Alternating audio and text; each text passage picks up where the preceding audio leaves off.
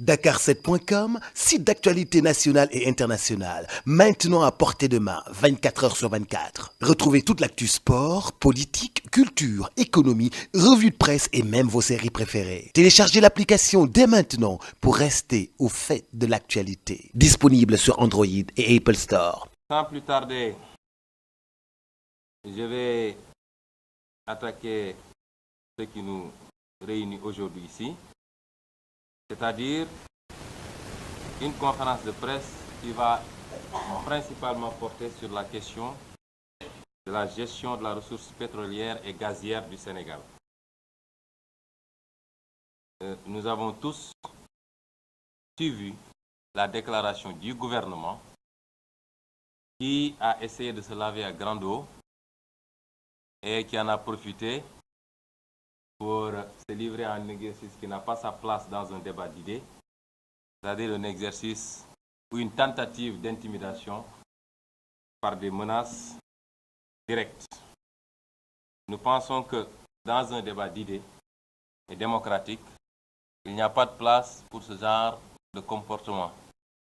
Soit on a des arguments, on les fait valoir, soit on n'en a pas, on abdique et on considère qu'on a tort.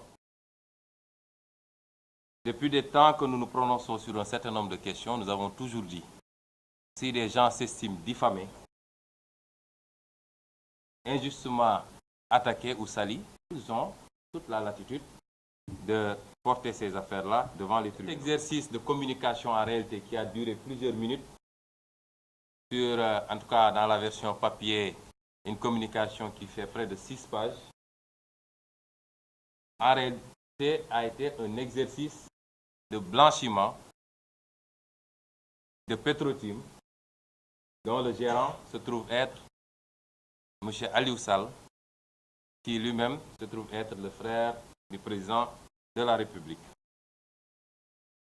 Tout l'exercice, tout ce qui a été dit avait une seule finalité, c'est de blanchir cette entreprise-là et évidemment toutes les irrégularités qui tournent autour de cette entreprise, depuis l'octroi des permis jusqu'à la cession des parts.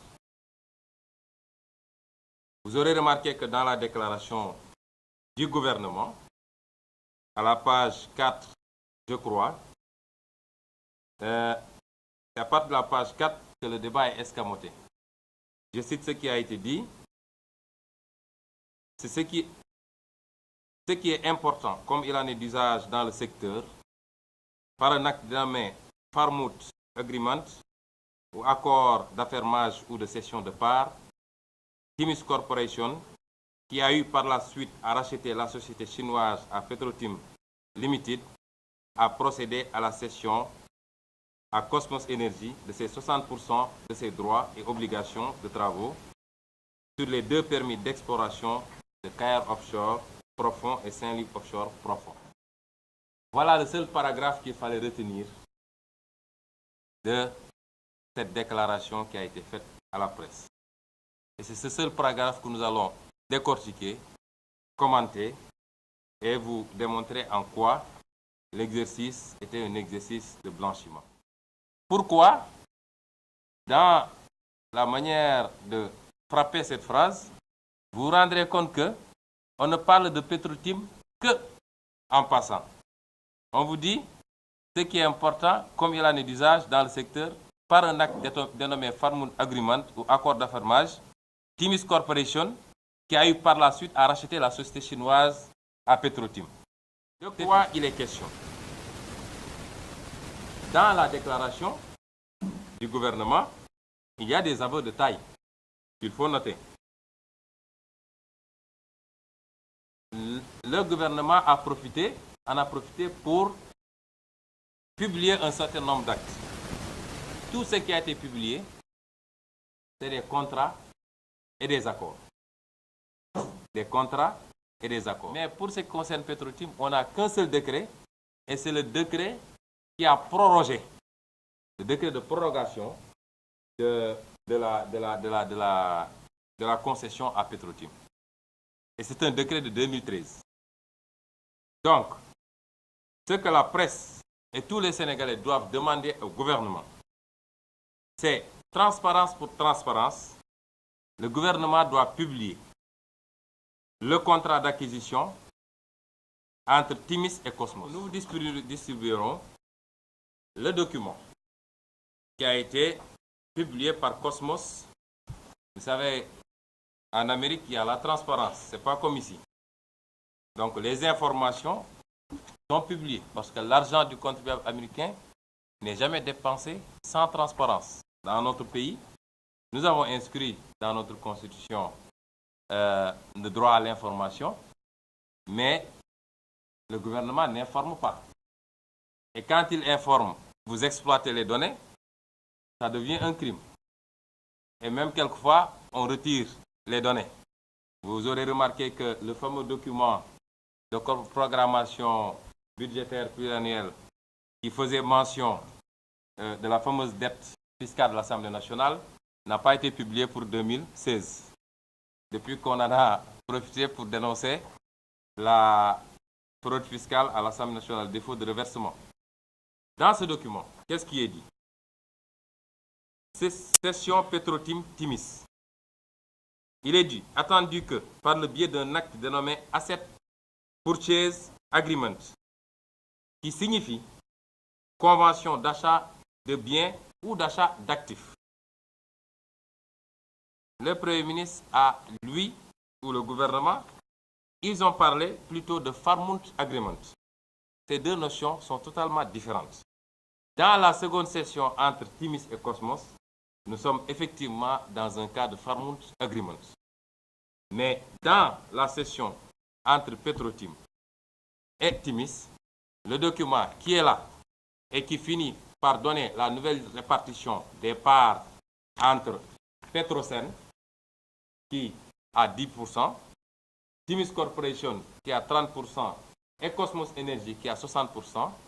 Dans ce document, dans la version anglaise, il est dit, mon anglais est très mauvais, mais il est dit, le document il est très clair. Ici, on a utilisé le terme Purchase Agreement. Et dans la seconde transaction, on dit, considering further that by the deed referred to as Farmount Agreement, là, entre Timis Corporation et Cosmos, on parle de Farmount Agreement. Le gouvernement a passé sous silence la nature de la première transaction, qui est une cession d'actifs. Farmount Agreement veut dire un contrat d'affermage. J'y reviendrai. Alors que, dans le cas de la première transaction, on a dit, par le biais d'un acte dénommé Asset Purchase Agreement, qui signifie convention d'achat de biens, datant du 3 juillet 2014, Petrotim a transféré à Timis Corporation un intérêt de participation égal à 90% ou l'ensemble de ses intérêts de participation contenus aussi bien dans les contrats que dans les accords. Ici, on est en phase d'une cession d'actifs qui est assujettie à l'impôt au Sénégal. Ce que nous avons dit depuis le début. L'amalgame qu'ils ont essayé d'en tenir, c'est à 2 ou 3 niveaux. D'abord, c'est de qualifier cette opération de contrat d'affermage. Et même si c'était un contrat d'affermage, le contrat d'affermage, c'est 2 aspects. C'est d'abord un peu l'engagement qu'on peut prendre de respecter l'engagement d'investir de l'entreprise qui cède, mais il y a toujours une autre partie où c'est un cash qu'on donne à l'entreprise qui cède. Donc il y a une partie vente et une partie engagement à investir. Mais c'est pour vous dire que contrairement à ce que le gouvernement dit, cette transaction est imposable au Sénégal intégralement. Ce que le gouvernement maintenant doit faire, c'est, puisqu'on est à l'ère de la transparence, subitement, le gouvernement n'a qu'à produire les contrats de cession, puisque ce qu'il vous a produit ne sert à rien. Dans les documents qui ont été produits, que ce soit les accords ou les contrats, il y a beaucoup d'éléments qu'on n'a pas. Par exemple, les engagements d'investir n'y figurent pas. Ça ne figure pas dans ces documents-là. Et dans les jours à venir, vous verrez des publications sur la nature probante d'ailleurs de ces documents. Ce n'est pas nous qui les faisons, il y a des spécialistes qui y travaillent et qui vous démontreront que, en tout cas, il y a à douter de la nature probante des documents qui ont été produits. Maintenant, les questions que nous nous posons. Quelle est la validité juridique du contrat qui sous-tend les décrets signés? Les décrets signés, notamment le décret 2012-596 et le décret 2012-597 du 19 juin, qui ont approuvé l'accord qui a été fait par le précédent régime. Parce que dans le dossier Petro-Tim, ce qu'il faut retenir, il y a eu un accord entre Petro-Tim et l'ancien régime. Mais en la matière, l'accord n'est pas la date d'effet. Ce que le code pétrolier dit et ce que les contrats disent, c'est que c'est à partir de la signature du décret que les choses prennent effet. Donc, l'accord n'était pas important en tant que tel. Mais, quand il y a eu l'accord entre Petro-Tim et le défunt régime, Tullow Oil a attaqué cet accord-là et l'IGE avait été saisi. Et l'IGE a fait un rapport. Demandé au gouvernement de publier le rapport de l'IGE. Qu'est-ce qu'il avait dit sur l'accord? L'IGE avait considéré que l'accord n'avait pas respecté le code pétrolier. Pourquoi donc s'est-on empressé de signer un décret sur la base d'un accord irrégulier? Et entre-temps, il y a eu l'entrée en scène de notre nouveau pétrolier, Ewing comme l'appelle Doudou Wade, qui subitement est devenu l'ami de tout le monde. On nous dit, oui, tel est mon ami, tel est mon ami. Subitement, on devient l'ami de tout le monde et on se retrouve au cœur du pétrole. Et vous remarquerez que les décrets ont été signés, notez bien la date, le 19 juin 2012, et la fameuse société Sahel Aviation a été créée le 20 juin 2012. Et notre nouveau magnat du pétrole en est actionnaire cette fois-ci. Il ne dit plus qu'il est gérant. Et même, je crois que les gens méconnaissent la définition du gérant. Je vais vous lire tout à l'heure ce que l'OHADA dit du gérant. La deuxième question. Quel montant Petro-Tim s'était engagé à investir pour qu'on lui donne ces deux blocs, qui sont les blocs les plus importants? Dakar7.com, site d'actualité nationale et internationale, maintenant à portée de main, 24 heures sur 24. Retrouvez toute l'actu sport, politique, culture, économie, revues de presse et même vos séries préférées. Téléchargez l'application dès maintenant pour rester au fait de l'actualité. Disponible sur Android et Apple Store.